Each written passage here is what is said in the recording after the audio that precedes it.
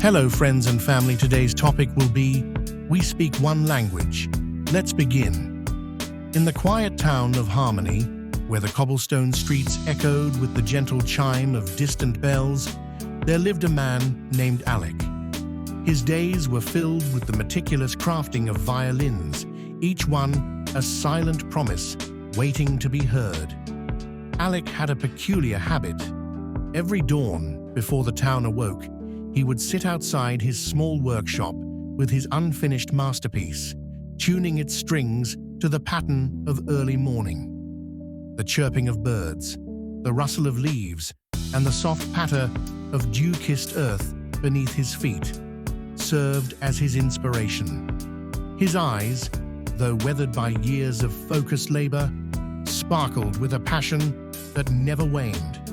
His calloused hands danced over the instrument with a grace that defied their roughness. One fateful morning, as Alec strummed the strings with a gentle touch, a peculiar melody filled the air, one that didn't quite match the symphony of dawn. It grew louder, more insistent, until it drowned out the natural harmony.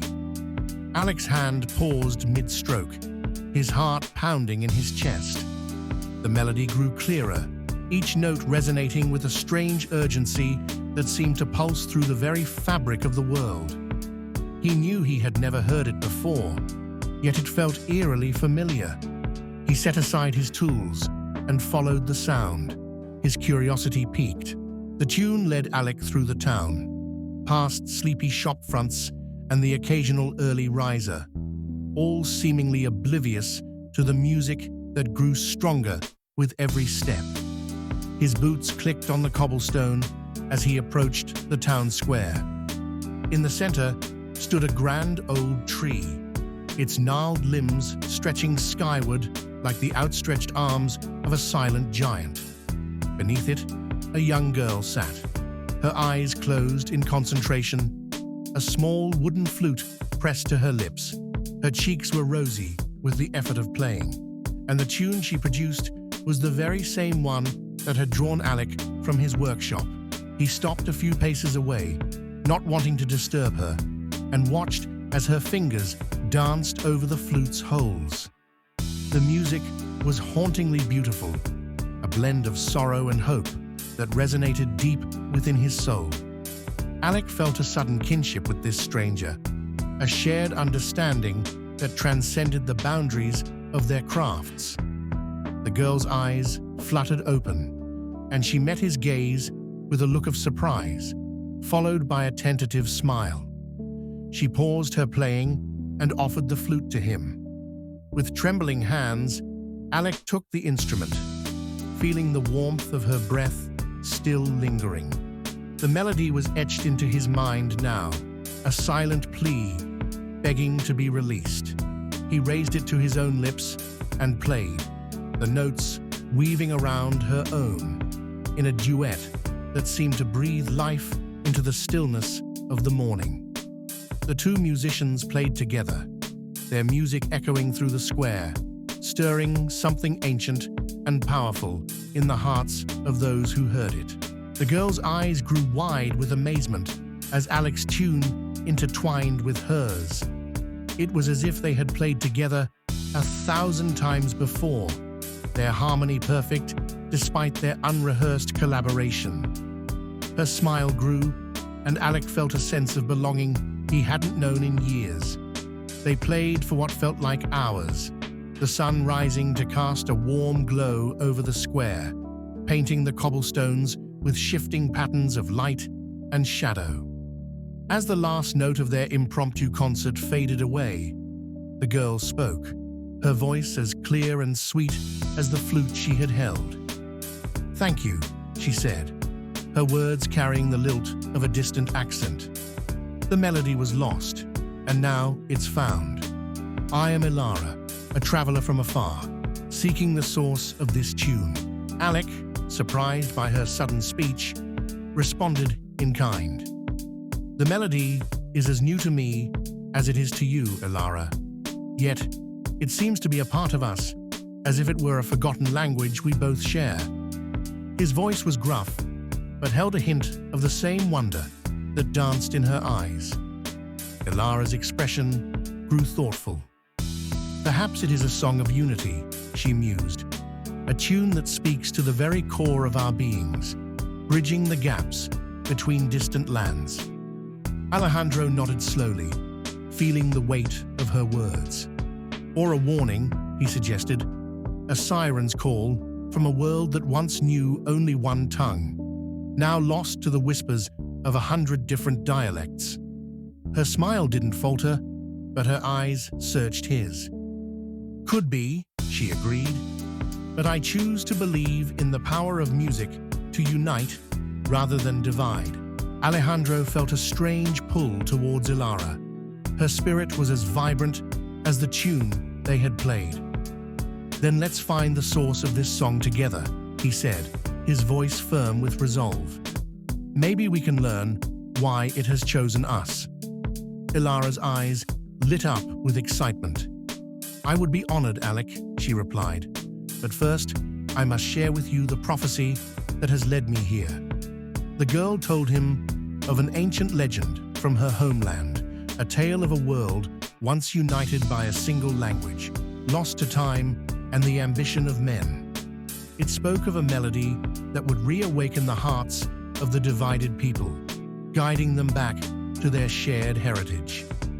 Alec listened intently, the words painting a picture of a time when music was the universal tongue. Her story spoke of a hidden library, a sanctuary that contained the last vestige of the lost language, preserved in the form of a symphony. The music was said to be so potent that it could mend the rifts between nations and bring peace to a world torn apart by misunderstanding and war. The guardians of this library had sent her out into the world to seek the one who could complete the symphony. Alejandro felt a tremor of excitement run through him. He had never been one for legends or prophecies, but the melody that had brought them together had stirred something deep within him. He thought of his violins, silent in his workshop, and how they too had yearned for this tune. We must find this library, he said, his voice filled with determination. Together, we'll complete the symphony. They set out immediately, the rising sun casting long shadows that stretched out before them like a path to follow. Alec felt a renewed energy in his step, his heart beating in time with the echo of the melody that played in his mind. The journey was not without its challenges. They faced treacherous landscapes and encountered curious creatures that had never before heard the blend of flute and violin. Yet, with every mile, their music grew stronger, the tune weaving its magic through the very air around them. Days turned into weeks, and the towns they passed grew fewer and farther between. Alec and Ilara shared stories of their pasts, their laughter mingling with the notes that danced between them. They discovered that Ilara had a natural talent for languages, a gift that had allowed her to communicate with the diverse people they encountered along the way. Alec spoke of his mentor, an old violin maker who had taught him that music was the purest form of communication, a language that needed no words. As the landscape changed from lush greenery to barren desert, the melody grew more insistent, guiding them through the harsh terrain. They stumbled upon ancient ruins, the stones whispering secrets of a civilization that had once flourished there. The music grew stronger, resonating with the echoes of the past. Alec began to feel a strange power within himself, as if the very essence of the lost language was awakening in his soul. One night, as they rested under the vast canopy of stars, Ilara spoke of her fears. "What if we're not the ones who are supposed to find the library?" she asked, her voice small in the vastness of the night. Alec took her hand, his calloused thumb tracing gentle circles.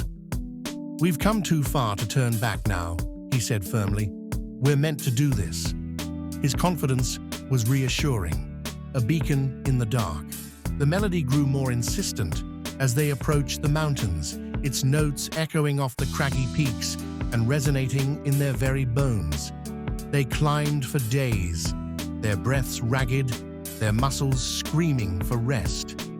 Yet the promise of the symphony's completion kept them pushing forward.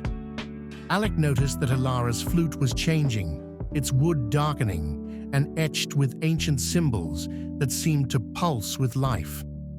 "It's responding to the tune," she murmured, awe in her voice. "It's becoming a part of the melody." At the summit, they found an entrance, a narrow gap in the rock face, hidden from the untrained eye. The air grew colder, the music more urgent. Alec could feel the vibrations of the melody in the very stone beneath his feet. They entered the cavern, torches in hand, the flaming light dancing across the walls, adorned with frescoes of musicians playing instruments that seemed to sing the same tune. The air was thick with dust and the scent of age. The library lay before them, a vast chamber filled with rows upon rows of dusty tomes and scrolls, all silent and still. At the center, a podium with a single page of ancient parchment, the musical notation of their shared melody etched into it. Alec's eyes widened with a mix of wonder and dread. "This is it," he murmured. Alara nodded, her grip on Alec's hand tightening. "We must be careful," she warned. "The prophecy spoke of a price for those who seek the symphony." Alejandro's eyes never left the parchment. "We're already here," he said. "Whatever the cost, the music must be heard again. Thank you for your time. God bless."